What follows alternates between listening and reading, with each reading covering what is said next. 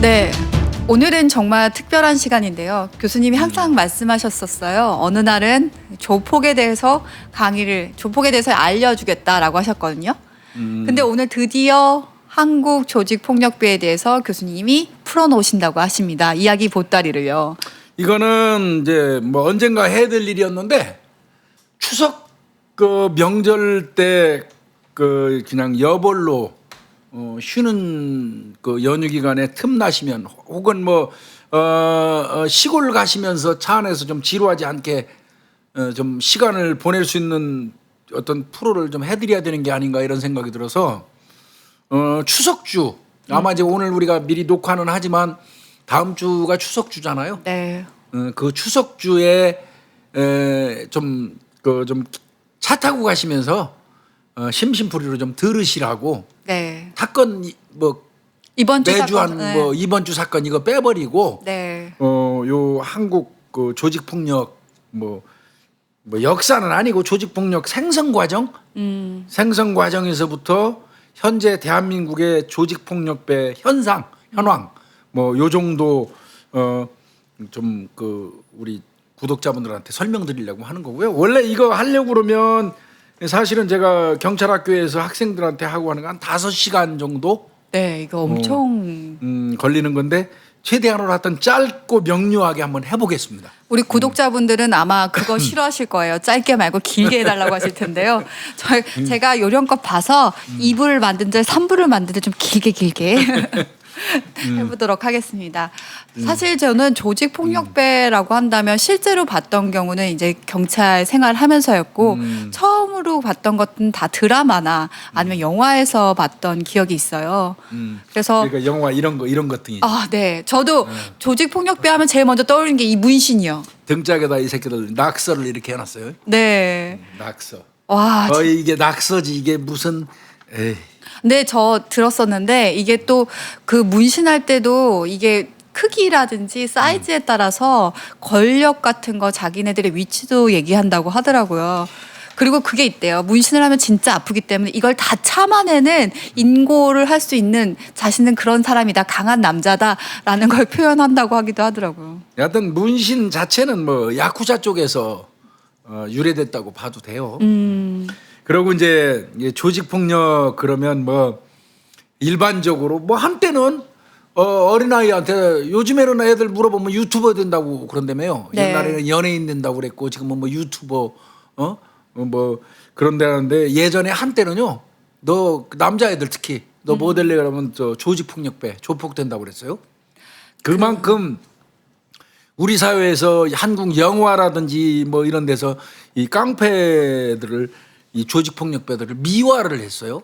90년대 한 중반부터 2000년대 초까지 영화나 이런데 특히 너무, 저는 모래시계 봤을 때 그러니까 모래시계 뭐 태수 나오고 할 때 네, 그리고 뭐 조폭 마누라 그리고 뭐 여러 가지 드라마에서 조폭의 이미지가 되게 의리 있고 그다음에 또 뭔가 아주 인간적이고 네, 인간적이고 남성답고 막 이런 느낌이 있었던 것 같아요. 뭐 돈은 하나도 궁하지 않아서 팍팍 시원스럽게 막 쓰고 뭐 부하 애들 불러다가 막 다 술 사주고 걔들의 아픔에 대해서 같이 울고 뭐 아주 웃기지도 않아요. 그 굉장히 순수하게 그려져. 순수한 것처럼. 그래서 뭐 깡패는 의리에 살고 의리에 죽는다. 근데 의리라는 게 이게 긍정적이고 순기능으로 작동할 때 서로 지키는 어떤 도의 같은 거, 예의 같은 거, 순리 같은 게 의리인 거죠. 네. 나쁜 짓 하면서 지들끼리 그 주고받는 그게 무슨 의리입니까? 그거는. 아니 최근에 어떤 재판부에서 맞아요. 판사가 이렇게 얘기를 했습니다. 의리라는 건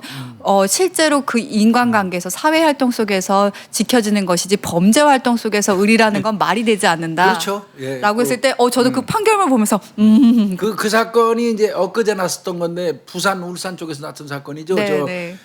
이 태국 여성들이 그 오피스텔에서 성매매 하는 데만 골라다니면서 강도짓했던 놈들 이제 어린애들 그 훈계하면서 그 판사가 했던 건데 형사소송 규칙에 그렇게 선고하면서 이렇게 훈계해서 할 수 있는 그 규정이 있어요. 네. 근거 규정이 있어서 그렇게 한 거고요. 그래서 뭐 깡패는 의리에 살고 의리에 죽는다 뭐 이런 얘기를 하는데 단적으로 얘기하면 이런 얘기 있어요. 국민들이 조직폭력 세계를 안 겪어봐서 그런 거다. 어? 이 별개의 세계이기 때문에 거짓말을 해도 알아보는 사람이 없어. 그렇죠. 그래서 예를 들면 이제 정말 의리 없는 조직이고 돈도 없는 조직인데 영화에서는 의리가 있고 돈도 있고 로맨스도 있는 것처럼 꾸민단 말이야. 아 맞아요. 저 로맨스. 저 조폭 영화에는 로맨스가 또 그 끈끈하죠. 그리고 조폭 그 주변에 있는 여자들은 왜 이렇게 천하의 미인들만 있는지. 저 그리고 약속이란 영화에서 박진양이 막 했던 대사 내가 이 여자를 사랑하고 막 이런 그러면서 아 조폭들은 되게 로맨스 있고 되게 따뜻한 사랑을 하는구나라는 생각. 이 여자를 만나고 사랑하고 혼자 남겨두고 떠난다는 것이 가장 큰 죄일 것입니다. 또 다 헛소리입니다. 다 헛소리고요. 영화에서 깡패가 저렇다고 그러니까 깡패 세계 모르는 사람들이 진짜 그런가 보다 이렇게 생각하는 건데 한마디로 얘기하면 이렇습니다. 깡패 세계에서는 돈도 없고 의리도 없고 로맨스도 없습니다. 교수님 딱 정리하셨습니다. 네. 돈도 없고 의리도 없고 로맨스도 없다. 없습니다. 깡패 세계는 없습니다. 자 그러면 제가 이제 조직폭력 관련돼서 논문을 상당히 많이 썼어요. 네.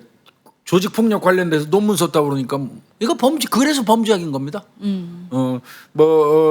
법학에서도 형사 정책학이라든지 뭐 이런 데는 조직폭력의 현상이라든지 효율적인 어떤 그 대처 방안, 근절 방안 같은 것도 형사사법정책으로 쓰거든요. 네. 그래서 이제 그렇게 쓰는데 뭐 조직폭력 관련돼서 논문을 썼다, 무슨 범죄 관련돼서 논문 썼다 그러면 이건 학문이 아닌 걸로 인식하는 사람들이 있는 것 같더라고요. 저는 가끔 교수님이랑 사건 반장할 때요 조폭 관련돼서 얘기 나오시잖아요. 그러면 대본에 없는 얘기들을 스스스스 하세요. 그럼 저희는 다들 끄떡끄떡 하고 듣고 있거든요. 진짜 그 조직 폭력에 대해서 굉장히 해박한 지식을 갖고 있는데 오늘 그래서 더더 파헤쳐야 될 것 같습니다. 그럼 교수님 조직 폭력이라는 걸 그러면 우리는 영화 속이나 드라마 속으로 알고 있잖아요. 그럼 네. 실제로는 어떻게 얘기할 수 있을까요? 그러니까 조직폭력이라고 얘기하고 조직폭력배라는 정의를 내려야 돼요. 네. 이 정의가 조직폭력배라는 정의가 내려지지 않으면 이 깡패짓 하는 사람들을 잡아다가 법정에 세워가지고 조직폭력으로 이른바 얘기하는 범죄단체 조직죄로 처벌을 못하는 거예요. 그 처벌의 기준을 세우려면 조직폭력배란 뭔가라는 정의가 정립이 돼야 돼요. 네. 이 정립이 안 되면 조직폭력배로 범단으로 엮을 수가 없습니다. 범죄단체. 그래서, 범죄단체. 이제 우리는 일반적으로 범단 하는데 조직폭력이라는 건 뭐냐면요. 첫 번째 목적이 있어야 되는데 그 목적은 경제적인 이득을 목적으로 해야 돼요. 그들이 지향하는 거는 경제적인 이득이에요. 그러니까 경제적인 이득을 목적으로 하지 않는 그냥 끼리끼리 모여서 우르르 몰려다니는 거는 조직폭력으로 안 봅니다. 네. 경제적인 이득을 목적으로 하는데 이들의 수단은 폭력이에요. 자신들이 하고자 하는 수단이 그 폭력이고 그게 또 다수여야 돼요. 네. 다수로 구성이 되어 있고 거기에 꼭 중요하게 들어가는 거 있죠. 행동 강령이라고 이른바 얘기하는 내부 통솔 체제를 갖춰야 돼요. 그러니까 즉 말하면 시스템이 갖춰져 있는 거라는 거죠. 예, 그래서 이런 사람들이 집단적으로 상습적으로 행해지는 폭력적 활동 이거를 조직폭력 활동이라고 얘기해요. 즉 경제적 이익, 폭력 수단, 내부적인 어떤 통솔 시스템, 통솔 체계. 그리고 그것이 지속적으로 반복적으로 다수에 의해서 행해지는 불법 활동. 네. 이거를 조직폭력의 정의를 내려놓은 상태라 해야지 이 다음에 이들을 검거해가지고 법정에 세웠을 때 범죄단체 구성죄로 처벌할 때도 이게 작용을 한다는 거죠. 그래서 조직폭력배는 반드시 그거 봐야 되고요. 이들의 특징이 몇 가지가 있죠. 네. 얘들은 목적 달성을 위해서는 수단 방법을 안 가립니다. 그렇죠. 이거는 뭐 누구나 다 아는 사실이죠. 얘들 자신들의 목적을 위해서는 수단 방법 안 가립니다. 살인도 하고요. 별짓 다 실제로 합니다. 네, 네. 납치도 하고 강금도 하고. 강금도 하고 별짓 다 합니다. 그다음에 얘들 나름대로 조직이 있다 보니까 사전에 치밀한 계획을 짜죠. 조직폭력배들은 우발적으로 어떤 그 자기들 일하는 일은 경우는 거의 없어요. 즉 네. 아까 교수님이 얘기했다시피 내부 통솔 체계가 그럼요. 있기 때문에 그럼요. 이것은 거의 다 계획적 범죄라는 그렇습니다. 그다음에 얘들이 특징이 있어요. 비호 세력을 잘 활용하죠. 그 비호 세력이라는 거. 비호 세력 솔직히 말씀드려서 이거는 지역에 있는 사람들이 본의 아니게 비호 세력이 되는 경우가 있어요. 지역에서 무슨 건축업을 한다거나 지역에서 좀 큰 사업, 나이트클럽을 한다거나 유흥주점을 운영한다거나 하는 사람들이 이 조직폭력배들하고 가깝게 지내고 싶어서 지내는 게 아니에요. 그들이 저 옆에서 도와주지 않으면 영업 못 하거든요. 맨날 와서 방해나 하고. 이를테면 유흥주점 같은 데 와가지고 돈 내놓으라고 그 따지는 게 아니라 그 집 가서 자기들끼리 일부러 짜고 싸워요. 아예 영업을 못 하게. 영업 못하게 치고받고 막 집어던지고 그래버리면 영업 못 하잖아요. 나이트클럽 들어가서 패거리들이 우르르 들어가고 자기들끼리 짜고 막 싸우는 척하는 거예요. 물건 집기 던지고 난리를 치면 그 집에 자주 하면 누가 가겠어요? 그러니까 본의 아니게 그런 식으로 하는데, 근데 그러다 보니까 이제 그 깡패들이 좀 도와주십시오 하다 보니까 조금씩 돈 주다 보면 나중에 조사하는 과정에서 비호 세력으로 가는 경우도 있어요. 또 그 하다가 그거 맞들여 가지고 돈 몇 푼 줬더니 조폭들이 와서 그냥 깍듯이 형님 하면서 절하고 인사하고 그러거든. 그러니까 본의 아니게 껍벅 죽어가지고. 그 무슨 영화에 나오던데 하정우 그 배우가 뭐 부산 쪽에서 이제 깡패 이렇게 하는데 그 최민식이가 그 나이트클럽 운영하면서 그 자기를 그 선배 대우해 주니까 형님 대우해 주니까 그 겁먹들어 가지고 하정우 그 수아 그 신복을 막 때리고 귀샤대기에 올려붙이고 이러다가 나중에 뒤지게 맞잖아요. 네, 맞아요. 저 기억났어요. 그래서 단발머리로 약간 나온 그 영화 단발머리 했던 범죄와의 전쟁. 네, 뭐 그 영화 그게 그 비호 세력 본의 아니게 돈 주다가 나중에는 비호 세력화 되는 거예요. 그냥 네. 본의 아니게 자기 이제 능동적으로 나서 갖고 자기가 대단해진 줄 아는 거야 순식간에. 뭐 그런 비호 세력을 이용한다는 거. 그다음에 내가 늘 말씀드리지만 요즘 조폭들은 슬림화 됐잖아요. 네. 체중을 줄였어요. 왜 식구가 많으면 맨날 경찰한테 주목당하고 걸리니까 슬림화 시켜갖고 줄이고 어떤 일을 맡으면 같은 조폭 복덕방에서 조폭 컨설팅이 있어요. 저는 교수님이 슬림화했다 그래서 뚱뚱하던 몸매를 가늘게 한다고 생각했는데 그게 아니라 옛날에는 사실 이 파 저 파 합쳐서 큰 파를 쪽수가 많은 그 옛날 조직 폭력이 센 조직 폭력이에요. 우리 조직은 뭐 한 100명이야. 그럼 센 거였잖아요. 그러니까 옛날에 삼국시대 때 중국이 떼거리 몰고 오면은 무지하게 센 것처럼 그런 시대는 지났다는 거예요. 이제는 슬림화 시켜가지고 최대한으로 이 법의 감시를 안 받도록 노력을 하는 그런 특성을 이제 갖췄어요. 최근에는. 그러면서 경제적 이익을 최대화 할 수 있는 그런 그렇죠. 시스템이 된 거죠. 그 과정에서 누군가 어디서 일을 하나 맡겨 무슨 뭐 분쟁이 있는데 좀 와서 도와달라고 그러면 자기네 쪽수가 부족하면 조폭 컨설턴트, 조폭 복덕방한테 그것도 전직 조폭 출신이에요. 전화해가지고 이러이러한 일 맡았는데 애들 좀 구해주십시오 하면 몇 명 필요한데 몇 명 필요하다고 그러면 이 파 저 파에서 규합해갖고 모아줘. 그러니까 자기들끼리 연계해요. 연계해가지고 다른 조직하고 연계해가지고 작업한다. 이익을 위해서는 그렇게 하고요. 늘 말씀드리지만 계급을 기반으로 한 지휘체제가 성립돼 있죠. 네. 그러니까 조폭은 맨 위에 수괴 또는 두목이라고 그러죠. 옆에 이렇게 하면 이제 비호 세력으로 고문이나 자문이 있어요. 네. 그 밑으로 쭉 내려오면서 이제 뭐 행동대장, 행동대장, 그 밑에 행동대원. 그러면서 이제 밑으로 주의 새끼 치는 거를 형사상 첫째 딸이, 둘째 딸이, 셋째 딸이 이런 식으로 분류합니다. 아. 그래서 나중에 범단 그 조직도를 이렇게 쓸 때 딱 한 다음에 한 7째 다리 정도에서는 싹둑 잘라버려요. 이건 밑에 부시래기 들으니까 이것들은 거기 조폭에 넣어주지 말고 요까지만 엮어요. 그러면 이 밑에 낀 애들이 난리 쳐요 난리. 우리도 제발 좀 우리도 거기다가 넣어달라고 와서 사정해요. 그 왜 그렇습니까? 전국 조직폭력배로 등재가 되는 순간 교도소 같은 데 가면 대우받거든요. 그 입적시켜달라고 거꾸로 폭력으로 처리하면 왜 우리가 폭력이냐고 범단으로 넣어달라고 와서 사정하는 자기 죄를 무겁게 해달라고 부탁하는 거 조직폭력배밖에 없어요. 그런 경우 엄청 많았었어요. 제발 좀 같이 좀 엮어달라고. 교수님, 근데 절대 안 해주죠 우리가. 영화에 나온 것처럼 넘버 1, 넘버 2, 넘버 3 이렇게 딱 그 아예 순서가 딱 정해져 있나요? 그렇지는 않아요. 조직 두목이 있고 부두목이 있으면 부두목도 한 명 안 써요. 대체로. 한 2명 정도. 얘들도 견제와 균형을 알아요. 컨트롤하기 위해서. 행동대장도 여러 명입니다. 네. 그래서 서로 경쟁시키고 이런 구도를 짜고 있어요. 그다음에 이게 얘들이 이제 조직폭력배들은 수사하는 과정에서 피해자 진술을 받으면 90% 성공했다고 그래요. 아. 조직폭력배로부터 피해자 진술을 받으면 피해 진술을 받으면 그만큼 피해 진술을 안 해요.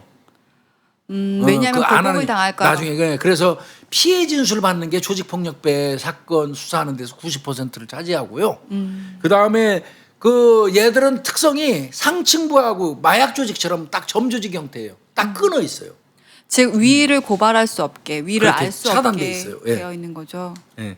그다음에 이제 뭐 늘 얘기하지만 엄격한 규율 가지고 이 조직폭력배들 통제하는 특성을 갖고 있다. 특히 배신을 하거나 고발을 하거나 그 비리 고발에 대한 것들이 가장 철저하게 자기들끼리 내부 강령이 있어요. 뭐 손가락을 자른다, 손목을 자른다, 뭐 빠따를 뭐 500대를 때린다. 500대 맞으면 죽어요 사람.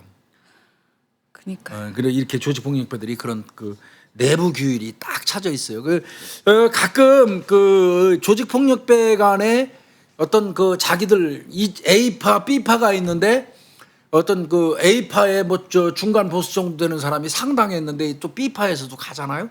근데 장례식에서 또 뭐 결혼식장에서 싸움 나는 경우가 있어요. 그때 보면 대체로 이쪽 파의 중간 계급층에 있는 사람한테 이쪽 파의 중간 계급 이하에 있는 애가 엉깠다든지. 그다음에 뭐 원래는 조직폭력배들은 앞으로 손을 모으거나 아니면 뒷짐을 지고 얘기하는 게 예입니다. 손에 그 무기가 없다라는 걸 아니 그거는 이제 공격하지 않겠다는 거예요. 엄밀히 얘기하면 앞으로 모으거나 뒤로 뒷짐을 지고 하는 게 상대방에 대한 예의예요. 근데 뻣뻣하게 딱 이렇게 손을 내리고 아무리 상대 조직이라고 하더라도 거기에서 일정한 지위를 갖고 있는데 이쪽 반대 조직의 지위가 이쪽보다 낮은 사람이 이렇게 뻣뻣하게 하면 그런 거에 감정상해 갖고 싸워요. 그게 살인 사건으로 비화되기도 하거든요. 그런 부분들이 있어요. 그래서 조폭들은 그런 그 특성이 있다는 걸 얘기를 하고요. 그럼 이제 조직폭력배 어떻게 보면 이제 생성 과정으로 좀 들어가 보겠습니다. 도대체 조직 폭력이란 저도 언제부터 만들어졌는지. 그러니까 저도 처음에 이런 집단이 언제부터 있었을까라는 생각이 딱 들더라고요. 그러니까 제가 기억하는 걸로는 그냥 뭐 진짜 김두한 이 정도였는데 김두한부터 이제 일반적으로 다 조직폭력배 효시를 김두한으로 보는 사람들이 많아요. 근데 그 훨씬 이전으로 이제 학자들에 따라서는 다 다른데요. 어떤 학자들은 그 이 한국 조직폭력의 효시를 효시 또는 남상 이렇게도 불러요. 남상은 이제 뭐 이 뿔 속에 있던 어떤 물이 흘러내려가고 넘치는 그 휘초 뭐 이렇게 얘기하는 거. 효시, 남상 뭐 이게 같은 언어입니다. 네. 현대적인 의미에서 볼 때 그래도 조직폭력배에 가장 가까운 조직폭력에 가장 가까운 인물은 대원군이라고 보는 사람이 있어요. 이하응. 대원군 고종의 아버지 네, 대원군. 네. 대원군을 조직폭력배의 시초 아니냐. 와. 폭력의 어떤 최초 아니냐 이렇게 얘기하는 학자들도 있어요. 왜 그러냐면 그 당시에 이제 고종을 왕으로 올리기 위해서 엄청나게 심하던 안동김 씨, 네. 그러니까 세도 정치했잖아요. 그 사람들 밑에서 이제 이 흥선 대원군이 납작 엎드려 갖고 이른바 얘기하는 이제 뭐 그 시장 바닥에 저작거리에 있는 왈자 또는 왈패 뭐 이런 그 주먹개나 쓰고 막 그냥 껄렁거리고 다니는 사람들을 모아가지고 이렇게 이제 돌아다니면서 그 어울렸기 때문에 그 어떻게 보면 흥선대원군이 조직폭력의 시초 아니냐 우리나라에 이렇게 얘기하는 사람도 있고요. 네. 이제 파라코 생활했잖아요. 파라코. 네. 파라코라는 표현 진짜 오랜만에 들어요. 파라코 생활을 했잖아요. 그런 사람이 있는데 또 어떤 교수님들은 또 달라요. 그 고려 시대 때 중방이나 도방, 그 무신 세력들이 만들었던 중방, 도방 뭐 이런 정도까지 올라가는 분, 그거보다 더 올라가시는 학자분도 있어요. 어떤 학자분 같은 경우는 그 삼국을 통일하고 난 이후의 화랑. 예. 권력이 진짜 확 몰려 있잖아요. 그때 이제 그 삼국을 통일하기 이전의 화랑은 그 나라를 위하고 정말 그 화랑도 정신으로 무장해서 진짜 그 괜찮았던 사람들인데 삼국을 통일하고 나니까 화랑들이 할 일이 없어졌어요. 그때부터 이 타락한 생활을 하면서 화랑들이 무슨 못된 짓을 많이 했다는 거예요. 그래서 뭐 심하게 그 타고 올라가시는 일부 학자분들은 이제 삼국 통일 이후에 화랑이 조직 폭력의 효시다, 떼거리를 몰려다니면서 뭐 이렇게 얘기도 하는데 제 생각은 그거는 너무 과장된 것 같습니다. 기본적으로 흥선대원군 같은 경우도 아까 말씀드린 것처럼 현대적인 의미에서 볼 때는 경제적인 이득을 목적으로 해야 되잖아요. 네. 근데 wal패들 데리고 다니면서 고의로 안동김 씨의 어떤 주목을 받지 않고 납작 엎드렸다가 자기 아들 왕시키려고 납작 엎드려 있으면서 돌아다녔는데 이 사람이 돈을 뜯어내거나 그런 건 아니거든요. 경제적인 이득의 목적이 없었단 말이죠. 대원군 같은 경우에.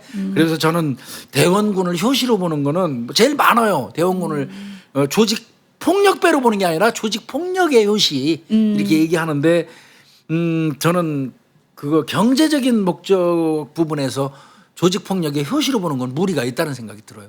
뭐 이거 뭐 효시고 남상이고 따질 필요는 사실 없지만요. 그냥 참고로 이건 좀 설명드렸고요. 네. 그러면서도 역사 또 이렇게 들여다보게 돼서 좋은 것 같아요. 네. 그러면 교수님이 생각하는 한국 조직 폭력배의 네, 효시 이제 계보로. 시작 이런 어떻게 보면 될까요? 그러니까 이제 현대적인 의미에서 이제 이 깡패 이제 계보를 한번 쭉 가겠습니다. 이게 네. 이게 이제 한국 그 조직 폭력의 계보는요. 1기부터 4기 이제 편의상 1기, 2기, 3기, 4기 나눠 놓고 지금 이제 5기라고 불러요. 제 5기까지 보는데 1기는 이제 김두한이가 출연해 가지고 저 광복 후 암흑 시대까지 그러니까 이제 이때는 낭만파 주먹 시대라고 그래요. 왜 그 1기 1930년대 네. 일제 강점기에서부터 광복되고 그 이후 6.25 직전까지 이때까지를 왜 낭만파 주먹 시대라고 할까요? 일단 무기가 없었을 것 같아요. 손이나 무기. 손이나 어떤 그런 것들을 목적으로 사용했을 거고 이때는 실제로 일제 시대다 보니까 어떻게 보면 이 조직 폭력이 한국의 그런 어떤 억압받는 것들에 대해서 폭력적인 부분으로 뭐 대응을 하거나 이런 게 응징해줬다. 라고 TV에 많이 나오더라고요. 드라마? 야인 시대를 많이 보셨군요. 네. 그래서 그런 낭만파가 아닐까라는 생각을 해봤습니다. 깡패 시대에 무슨 솔직히 얘기해서 낭만파가 무슨 낭만이에요. 낭만이라는 거 붙이는 것도 이상하긴 하지만 붙일 만한 이유는 있습니다. 이게 하나는 맞았어요. 적어도 김두한이가 출몰하던 그 시기에 이때는 뭐 일본 그 사무라이들은 빼고요. 그들 빼고 우리 자체 내 이제 조직 폭력배들끼리 그 따지고 보면 김두한이 뭐 조직 폭력배라고 부르면 뭐 기분 나빠하고 욕할 사람도 있지만 형태를 가지고 따지는 거니까요.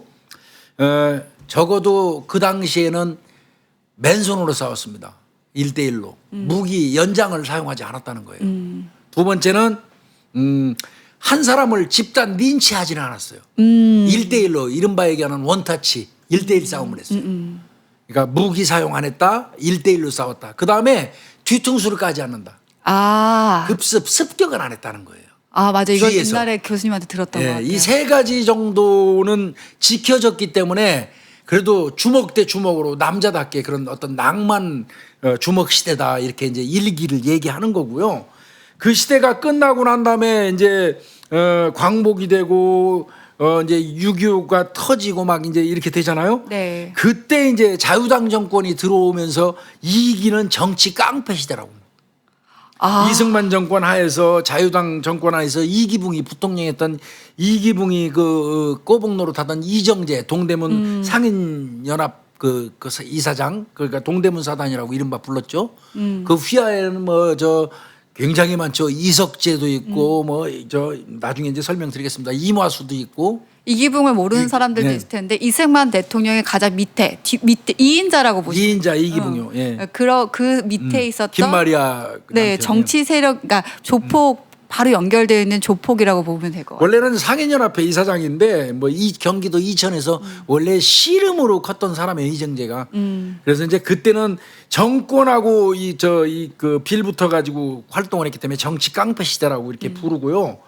이제 저 자유당 정권이 무너지고 이제 이른바 얘기하는 그 5.16 쿠데타 이후에 이제 그 전국구 시대가 오는데요. 네. 전국구 시대 이제 그때 나오는 게 이제 칼제비 시대라고 그래요. 전국구 시대를 칼제비 시대. 그때 비로소 뭐 김태촌이라든지 조양은이 이런 사람들이 와서 회칼 야구방망이가 등장하죠. 그러니까 이제 그 전에 주먹 낭만파 주먹 시대가 이제 사라지는 거죠. 네. 그 사라지는 이 서막을 이제 울리는 게 조양은이가 사보이 호텔 습격해서 그 당시에 명동을 기점으로 해서 완전히 세력을 장악하고 있던 신상사파를 아작을 내버려요. 그때 연장을 사용합니다. 여러 명이 급습하고. 그래도 그 전까지 지켜왔던 룰들이 나름대로의 있었는데 그걸 다 깨버린 거죠. 깨버린 겁니다.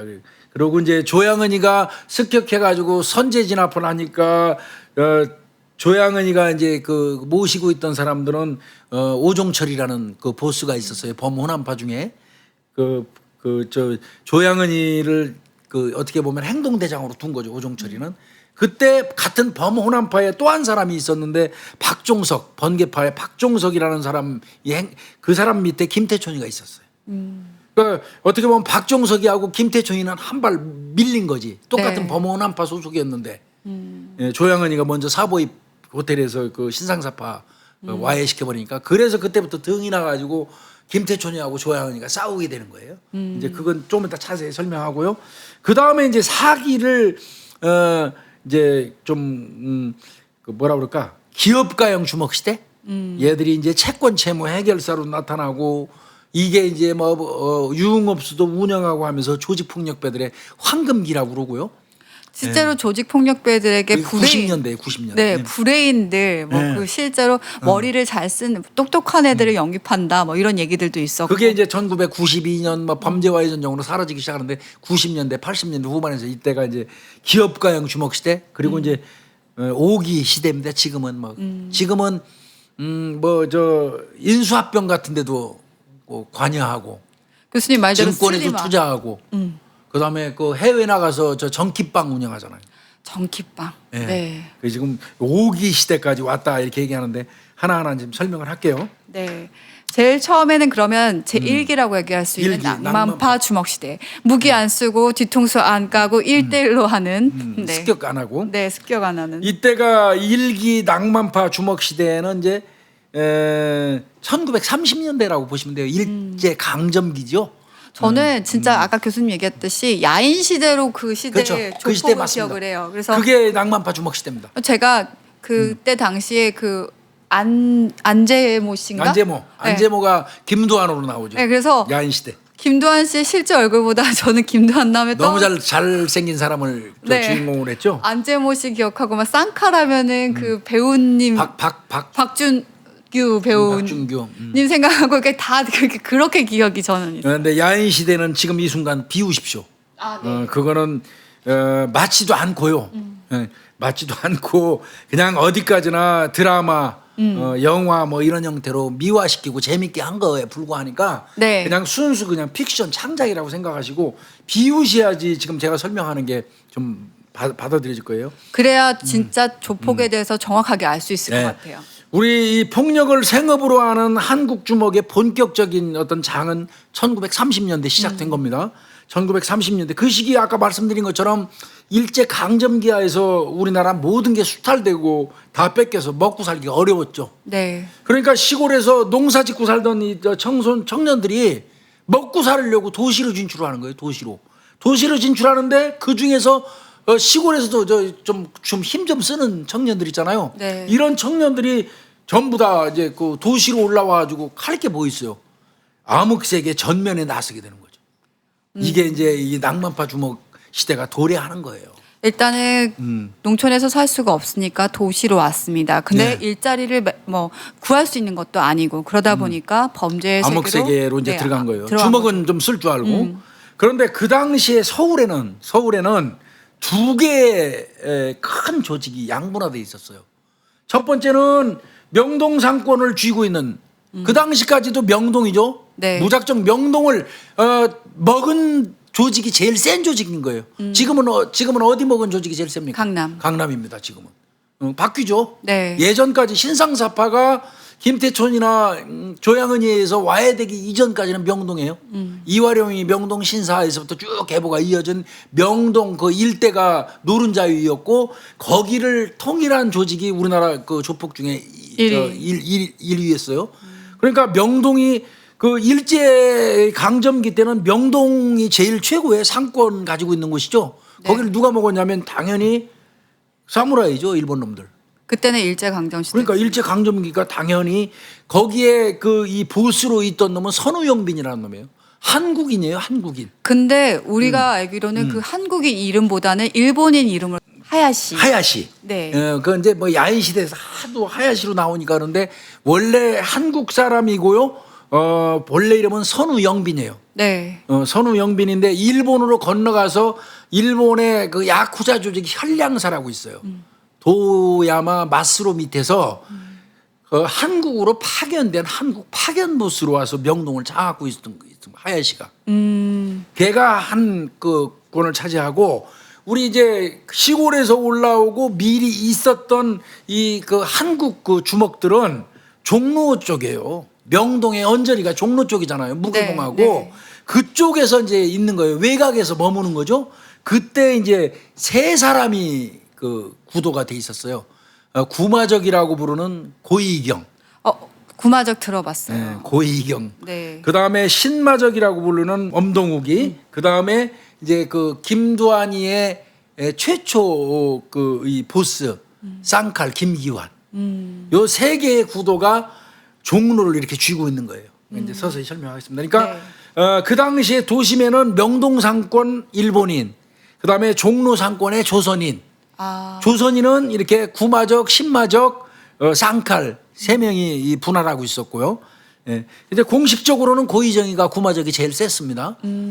선우영빈이 그 명동을 쥐고 있으니까 이 어떻게 보면 조선인 한국 그 이 조직들은 명동으로 진입을 못하는 거죠. 최고의 상권인데 그 조직력이라든지 이건 뭐 총독부에서 도와주니까. 그렇죠. 그다음에 뭐 자금력 이런 데서 하야시한테 적수가 안 되죠.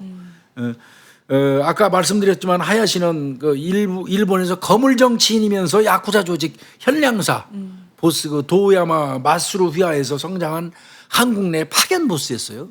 그러니까 뭐 이놈 힘이야 뭐 총독부에서도 못 건드리죠. 그렇죠. 총독부에서 도와주는 정도의 명동 지존입니다. 왔으니까 일본의 네, 어떤 명동 중심 지존이죠. 세력에서. 예. 네. 그래서 사실 알겠지만 잘 아시겠지만 민비를 시해할 때 공식적으로 일본 어떤 기관에서 살해한 게 아니잖아요. 시해한 게 아니잖아요. 네, 조직 폭력 그러니까 그렇죠. 그 어떤- 일종의 깡패, 네. 야쿠자 조직 그 동원해 가지고 그 범행했던 일본이 참 나쁜 사람들이에요. 그런 부분에서 보면 한 나라의 국물을 그런 그 불황자들 동원해 가지고 시해하고도 뭐 할 말이 있다고 뭐 그런 그 정치적인 얘기 뭐 하지 맙시다. 하여튼 아까 얘기한 것처럼 그러면 다시 말씀드리지만 종로는 이제 명동은 하야시 쪽이니까 엄두도 못 내요. 네. 일본에서 쥐고 있고 종로하고 무교동 명동을 뺀 언저리에서 놀던 사람들은 세 개의 구도라고 그랬잖아요. 아까 얘기했던 명목상 보스 구마적 고희경이 이름이 희경이에요. 여자 이름입니다. 네. 고희경. 네.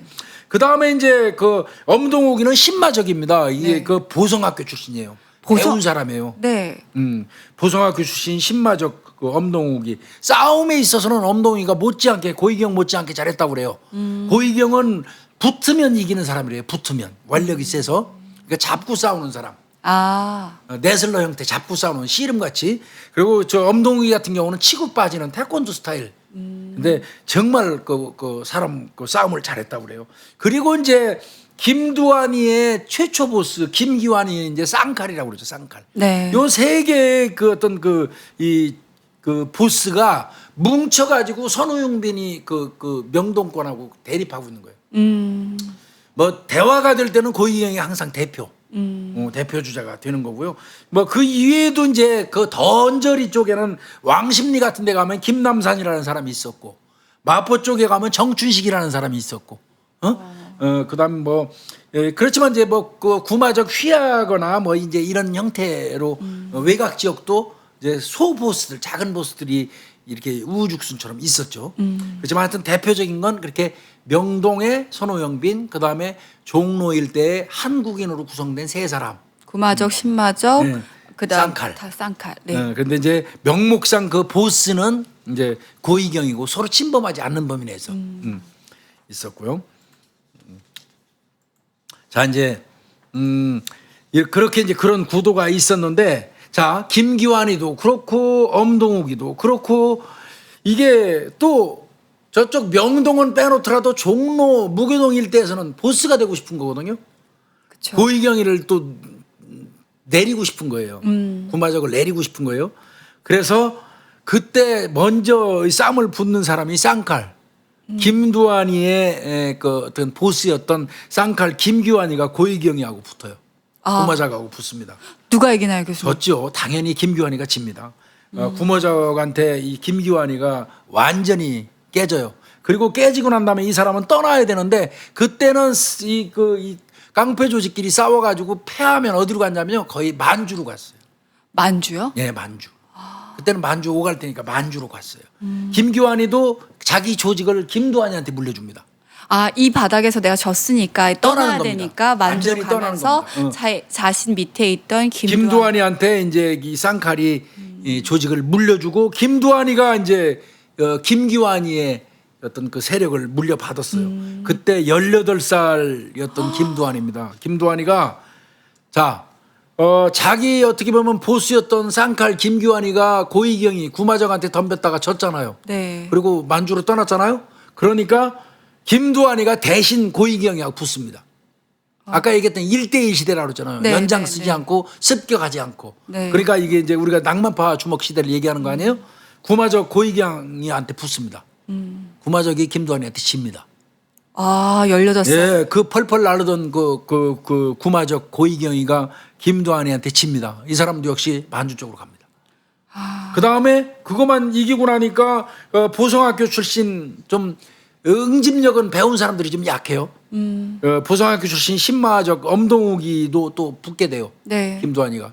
그래서 거기도 이깁니다.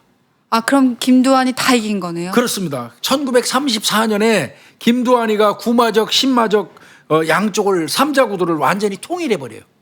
그래서 김두한이의 주먹패가 이제 단연 2위가 돼서 선우영빈 명동의 선우영빈 하예시파하고 이제 대립되는 관계가 되는 거예요. 그러니까 종로를 접수한 김두한의 종로파 김두한, 그다음에 네. 명동의 하야시파. 그렇습니다. 양강 체제로 이제 딱 됐습니다. 그런데 사실상 그 야인 시대를 보면 맨날 그 선우영빈 일본인 그 야쿠자들하고 김두한이 백원이 맨날 싸우고 대립하고 치고받고 하는 걸로 나와 있잖아요. 네. 혈천지 왼수로 그려지잖아요. 야인 시대. 네. 근데 뭐 사실대로 얘기해야죠. 사료를 뽑아보고 그걸 뽑아보면 적대 관계이면서도 동반자 관계이기도 합니다.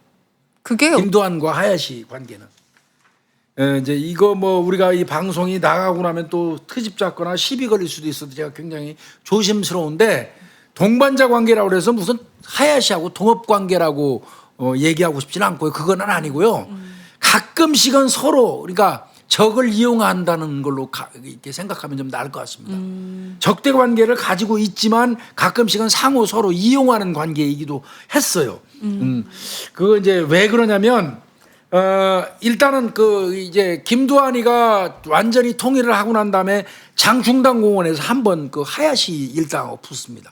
아, 한번 이제 그러니까 한국 주먹과 이제 그 일본 주먹이 한번 붙어요. 그때 사실은 걔들은 니폰도라고 그러죠. 일본도. 네. 일본도를 들고 설쳐대고 이제 우리는 그 맨주먹으로 가죽 장갑 하나 이렇게 싸우는 거 아니에요. 솔직히 얘기해서 거기서 졌어요. 거기서 지고 난 다음에 하야시도 결국은 알고 보니까 선우영빈으로 한국인이라는 걸 알게 됐고요. 그래서 이제 그런 부분도 강조가 되고 또 하야시도 일본 쪽에 편을 들면서 야쿠자 활동을 했었지만 한국에 대한 나름대로 조금의 애착은 있었다고 그래요. 다른 그런 야쿠자 그보다는 그래서 이제 그런 부분이 조금 이해가 되고 하다 보니까 서로 대우를 해줍니다. 김두한이도 아마 하야시가 저 김두한이보다 나이가 더 많았죠. 네. 18에 통일을 했었으니까 그 어린 나이에 그러니까 당연히 형님 비슷하게 한 것 같고 하야시도 동생 비슷하게 하면서 상호간의 공생 관계를 모색을 하게 됩니다. 그래서 이제 이때 이제 대표적인 게 이거는 뭐 부인할 수 없는 역사적인 사실이니까요. 징용 요즘에 많이 나오지 않습니까? 징용. 네. 그때 징용을 많이 시켰잖아요. 네. 막 징용을 시키는데 그때 만약에 이 총독부 쪽에서 하야시를 통해 가지고 만약에 이 한국의 그 김두한이 밑에 있는 휘하에 있는 그 조직, 주먹들을 용역을 징용을 다 보내버리면 와야 되잖아요. 네. 김두한 입장에서는 그게 불편했기 때문에 그 징용을 피하기 위해서 뭐를 만드냐면 조선 의용 정신대를 아니 반도 의용 정신대라는 어떤 조직을 만들어요. 반도 의용 정신대 네. 이걸 만들어서 활동함으로써 징용을 안 가는 거예요. 이때 이 총독부에다가 막강한 영향력을 행사해서 도와준 사람이 하야시예요. 저 그러면 교수님 약간 혼란이 생기는 것 중에 하나가 그렇다면 분명히 하야시한테 이익이 되고 일본에 어느 정도 이익이 됐기 때문에 이 김두한의 그 종로패가 그렇기 때문에 봐줬을 거라는 가능성이 있잖아요. 그럼 실제로 우리가 드라마나 영화에 봤을 때 그거는 지우라고 그랬잖아요, 내가. 그러니까 진짜 그런 개념이 아니라는 거죠. 전혀 아니에요. 그리고 또 하나 전 생각하게 되는 것 중에 하나가 조직 폭력들은 경제적 이익을 목적으로 한다고 그럼요. 했죠. 그렇다면 이 김두한 패는 이 종로 패들은 어떻게 아니면 명동 패는 어떻게 해서 이 경제적 이익을 취득했을까? 아니, 궁극적으로 말씀드려서요. 보호해달라고 부탁한 적도 없는 업소라든지 이런 데 가서 보호비 명목으로 돈 받아가면서 이른바 얘기하는 삥이죠 뭐. 그러니까 이게 무슨 뭐 낭만파 주먹 시대 무슨 협객 뭐 이런 거는 솔직히 얘기해서 추후에 만들어지는 어떤 단어들이에요. 조직폭력 현상이라는 거를 역사적인 사료라든지 이런 걸 가지고 쭉 그 연구를 해보면 궁극적으로는 조직폭력이에요. 그 당시에는 조직폭력이라는 이름이 없었어요. 네. 예, 그때는 뭐 자기들끼리 건달이니 주먹이니 이렇게 일반적으로 주먹이라고 불렀죠. 그리고 자기들이 협객이라고 얘기했어요. 근데 솔직히 얘기해서 그건 협객 아니거든요. 네. 뭐 한국 사람이다 보니까 한국 사람을 괴롭히는 일본 사람이 보이면 누구라도 울분 때문에 가가지고 일본 놈을 때려 눕히고 한국 사람을 구출해주고 도와주는 거는 지극히 당연한 거 아니에요. 그런 부분이 협객으로 미화된 것도 있는 거고요. 일본 사무라이가 어차피 보호 명목으로 유흥업소에 와서 돈을 뜯어가는 거를 막아주고 우리가 대신 가져왔다? 덜 가져왔다? 저 일본 야쿠자가 1,000원 뜯어가면 우리는 500원만 뜯어왔다? 그래도 그건 결국 뜯어온 거예요. 궁극적으로는. 네. 그러니까 냉정한 시각으로 그 사안을 볼 필요는 있어요. 그래서 저는 뭐 협객이니 무슨 뭐 이런 거 자체를 기본적으로 부인합니다. 네. 또 뭐 조직 폭력을 연구하는 학자들이 어느 누구도 협객이라는 걸 인정하지는 않죠. 그렇죠. 학술적으로는 적어도 그렇습니다. 왜냐하면 네. 들어가서 보게 되면 진짜 그렇습니다. 실체가 보이잖아요. 실체가 보이는 거죠. 쌈꾼들이 무슨 뭐 국익을 위해서 뭘 하겠습니까? 아니, 아까 얘기했던 것처럼 반도 의용 정신대를 하야시 도움 받아가지고 징용 피할 목적으로 창설을 했던 거는 명백히 드러났기 때문에 이런 부분이 무슨 칭찬받을 행동은 아니죠. 네. 물론 뭐 일본 놈들을 위해서 징용 가가지고 봉사 주는 것도 좋은 건 아니죠. 절대 아니죠, 그죠? 그렇다고 하더라도 일단은 그래서 뭐 적대 관계이면서 적정한 그 상호 이용하는 공생 관계였다 이렇게 이제 판단하는 게 맞을 것 같고요. 네. 결국 그런 구도가 쭉 이어다가 이제 그 광복이 되죠. 네. 예, 광복이 되면서 이제 우리나라가 광복되고 난 다음에 가장 심했던 이념 대립이 좌우잖아요. 네. 예, 지금도 좌우 따지는 것 같아요. 어떤 때 보면 깝깝해요. 예, 그러면서 이제 이게 이제 그 이 주먹 세계, 깡패 세계에도 영향을 미치는데 아직도 깡패 세계 뭐 이 얘기는 이제 좀 이따 할 거예요. 우익 쪽 오른쪽으로는 김두한이가 민주 청년 동맹을 만들어요. 아 저는 이렇게 보면서 아까 계속 봤는데 이름들이 너무 거창해요. 우익 그러니까 민주 청년 동맹. 네. 이제 우파 김두한이가 만드는 거예요. 이제 우파 쪽은 그 반공입니다. 반공. 그다음에 이제 좌파 쪽은 뻔하잖아요. 저쪽 그 북쪽을 네, 선호하는. 반미겠죠. 그때는 이제 그 좌우 이념 대립이 심했으니까요. 그다음에 이제 당연히 또 이 이북 출신들이 이쪽으로 내려왔던 사람들이잖아요. 네. 그 사람들은 서북 청년단을 만들어요. 서북 청년단. 우익이라고 하더라도 남한 쪽 우익이랑 그다음에 이북 출신들의 네. 우익이 나눠졌던 거죠. 그렇죠. 그 다음에 이제 좌익이 있어요. 좌익은 정진용이가 만드는데요. 정진용이하고 김두한이는 수표교 다리 밑에서부터 서로 그 거지로 그지. 이 동양아치라고 예전에 얘기했죠. 그 밥 얻어먹고 그럴 때 형제처럼 가까웠던 사이입니다. 그런데 이념 속에서는 어쩔 수 없이 떨어지나 봐요. 네. 정진용이는 그 저쪽 그 좌익으로 가고 조선 청년 전위대를 만들어요. 네. 조선 청년 전위대. 그러니까 우익은 두 개가 있어요. 남한 쪽, 남쪽에 있는 김두한이가 만드는 민주 청년 동맹. 그다음에 이제 북한에서 내려온 북한 쪽에서 내려온 사람들 서북 청년단. 그다음에 이제 좌측으로는 정진용이가 만드는 조선 청년 전위대. 이게 이제 막 싸워요. 그러다 보니까 김두한이하고 정진용이는 그렇게 가까운 친구였는데도 이념 속에서는 어쩔 수가 없나 봐요. 시공관 사건 때 시공관이라는 그 장소가 있어요. 네. 그 사건 때 김두한이가 정진용이를 살해합니다. 그 어떻게 보면 피부치 같은 정진용이를 살해해가지고 이걸로 그때는 미 군정청에서 그 통제하고 있었거든요. 네. 군정청에서 이때 김두한이가 사형언도 받습니다. 근데 나중에 풀려나잖아요. 풀려나죠. 우익 활동했으니까. 네. 뭐 미군 입장에서도 우측으로 반공을 효시로 하는 우측을 도와줘야 할 입장이다 보니까 그러니까 정진용이를 살해했음에도 불구하고 사형언도 받았는데도 불구하고 살려주죠. 근데 이제 그러면 일본의 세력들이 아예 물러나는 거잖아요. 물러나고 좌우 이념 대립이 쫙 이제 그렇게 있는 사이에 미 군정청 하에 있을 때 이제 정진용이 이제 살해한 사건이 터졌고요. 이제 6.25가 발발합니다. 6.25가.